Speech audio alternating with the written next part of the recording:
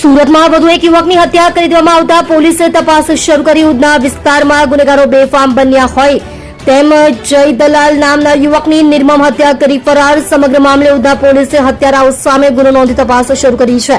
ગુનેગારોનો પોલીસને ડર ન હોય તેમ હત્યાને અંજામ આપીને ફરાર. તમે જોઈ રહ્યા છો સૌથી પહેલા ન્યૂઝ આપતી સેવા ન્યૂઝ ગુજરાત. ડાયરેક્ટર અજમલ જાદવની સાથે.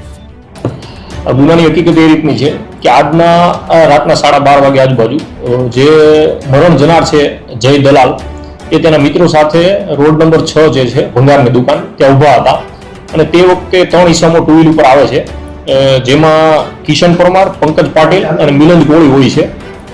તો તે 3 જણા આવે છે અને જે મરણ જનાર છે જય નગીનભાઈ દલાલ એમને ચપ્પુના ઘા મારે છે અને ત્યાંથી ભાગી જાય છે, જેથી જય દલાલનું એપોલ હોસ્પિટલ ખાતે સારવાર દરમિયાન મરણ થાય છે. સર, હત્યાનું પાછળનું કારણ શું છે? આરોપીનું શું નામ છે? શું કામ કર્યું?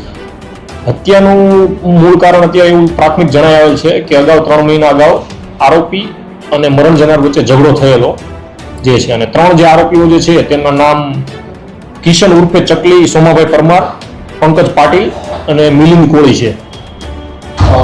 સર, કઈ અદાવત હતી કે આરોપીઓના પાસાથી કરવામાં આવ્યા હતા? એની કે અદાવત રાખીને હત્યા થઈ જાય એમના પરિવારનો બે આરોપ છે. માર્ચ મહિનામાં જે આરોપી છે કિશન ઉર્ફે ચકલી, સોમાભાઈ પરમાર એમની પાસા કરવામાં આવેલી હતી અને અગાઉ 3 મહિના પહેલા ઝઘડો થયેલો હતો આરોપી અને મરણ જનાર વચ્ચે. આરોપીઓનો ગુનાહિત ઇતિહાસ શું છે અને મરણ જનાર એ આ અંગે અત્યારે તપાસ ચાલુ છે.